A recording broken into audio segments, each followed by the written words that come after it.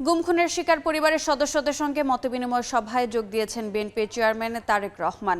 বেলা 11টার কিছু সময় পর রাজধানীর চীন মৈত্রী সম্মেলন কেন্দ্রে মায়ের ডাক ও আমরা বিএনপি পরিবার আয়োজিত মতবিনিময়ে অংশ নেন তিনি। এ সময় ৭১ ও ২৪ শহীদদের স্মরণে ১ মিনিট নীরবতা পালন করা হয়। পরে গুম খুনের শিকার পরিবারের সদস্যরা বক্তব্য রাখেন।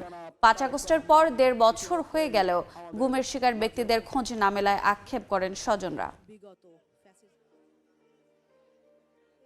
আমি শ্রদ্ধা ভরে স্মরণ করছি বীর উত্তম শহীদ।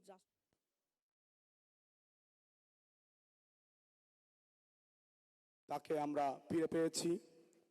অনেক জায়গায় গিয়েছি এবং অনেক বক্তব্য দিয়েছি, কিন্তু বাবার খোঁজ পাইনি এখনো।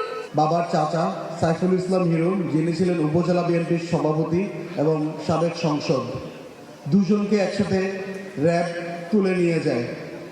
আজ 12 বছর পার হয়ে 13 বছরে পড়ল, আজ পর্যন্ত আমরা তাদের সন্ধান পাইনি।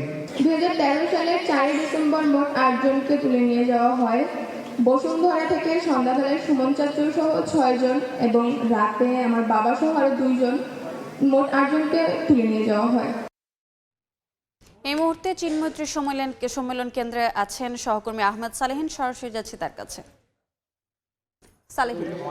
বিগত সরকারের আমলে যারা গুম খুন হয়েছেন তাদের পরিবারের সদস্যদের সঙ্গে আজকে বিএনপির চেয়ারম্যান তারেক রহমান তিনি রাজধানীর শেরেবাংলা নগরে চীন মৈত্রী সম্মেলন কেন্দ্রে একটি মতবিনিময় সভা অনুষ্ঠান আয়োজন করেছেন, যেখানে তারেক রহমান বিএনপির চেয়ারম্যান তিনি আজকে উপস্থিত আছেন। তিনি সেই পরিবারের সদস্যদের সঙ্গে সাক্ষাৎ করছেন। আপনারা দেখতে পাচ্ছেন ইতিমধ্যে বিএনপির চেয়ারম্যান তারেক রহমান তিনি ইতিমধ্যে উপস্থিত হয়েছেন এবং একই সঙ্গে তার সঙ্গে রয়েছেন বিএনপির অন্যান্য যারা নেতারা রয়েছেন, তারা এখানে উপস্থিত আছেন ডায়াসে।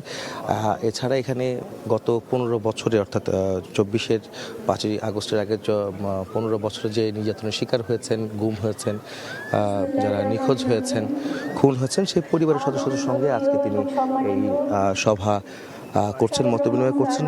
ইতিমধ্যে আমরা দেখেছি যে এখানে পরিবার যারা রয়েছেন, যাদের পরিবারের সদস্যরা এখনও ফিরে আসেননি, সেই সব সদস্যরা, সেসব পরিবারের মা, বোন, ভাই, তাদের পরিবারের স্বজনরা সেই দুঃসহ জীবনের বা যেই সময়টার সেই সময়গুলি স্মরণ করছেন এবং তারা যে আবেগ আপ্লুত আজকের এই দিনে এখানে তারেক রহমানকে তারা পেয়ে, যে বিএনপির জন্য তাদের নেতাকর্মীরা আজ গুম হয়েছেন, নির্যাতনের শিকার হয়েছেন, ক্ষুব্ধ হয়েছেন, সেই কারণে তারা আজকে বিএনপি চেয়ারম্যান তারেক রহমানের কাছে সামনে সেই বিষয়গুলি তুলে ধরছেন যে বিগত সরকারের সময় যারা নির্যাতিত হয়েছেন, গুম হয়েছেন, যারা এখনও ফিরে আসেননি, অনেক পরিবার এখন সেই দুঃসহ জীবন তারা পার করছেন।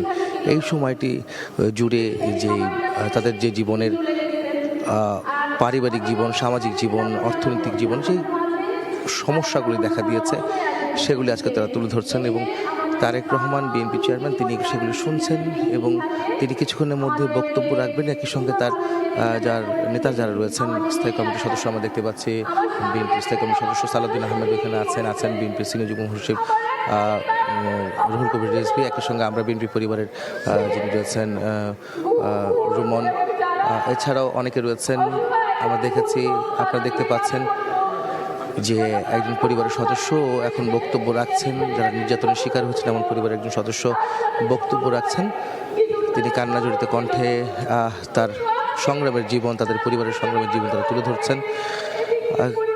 এইটি কিন্তু আসলে তারেক রহমান দেশে ফেরার পর, অর্থাৎ 25শে ডিসেম্বর তারেক রহমান দেশে ফিরেছেন 17 বছর পর এবং তারপরে এই পরিবারের সদস্যদের সঙ্গে তার দেখা করার কথা ছিল, কিন্তু এর মাঝেই তার মা মরহুমা বেগম খালেদা জিয়া ইন্তেকাল করার পর সেই সময়টা আসলে হয়ে ওঠেনি। তবে আজকে তিনি সময় দিয়েছেন, যখন তিনি কথা শুনছেন এই পরিবারের সদস্যদের, যারা তাদের এই দুঃসহ জীবনের যে সময়টা সে স্মরণ করে তারা বক্তব্য রাখছেন, বলছেন। যারা উপস্থিত আছেন তারা সবাই শুনছেন, তারা কথা বলছেন। এখানে আমরা দেখেছি সকাল থেকেই সদস্যরা যারা গুম খুন হয়েছেন সেই পরিবারের সদস্যরা তারা এখানে এসেছেন, আমরা দেখেছি। যদি বলতে চাই যে আজকের এখানে আমরা বিএনপি পরিবার এবং মায়ের ডাকের সদস্য যিনি রয়েছেন, মায়ের ডাকের পক্ষ থেকে এই অনুষ্ঠানের এই আয়োজন করা হয়েছিল। তো এই ছিল আমার কাছে মূলত এখানকার যে আজকে গুম খুন হয়েছেন সেই পরিবার সদস্যের সঙ্গে বিএনপি চেয়ারম্যান তারেক রহমানের যে মতবিনিময় সভার তার সবশেষ খবর।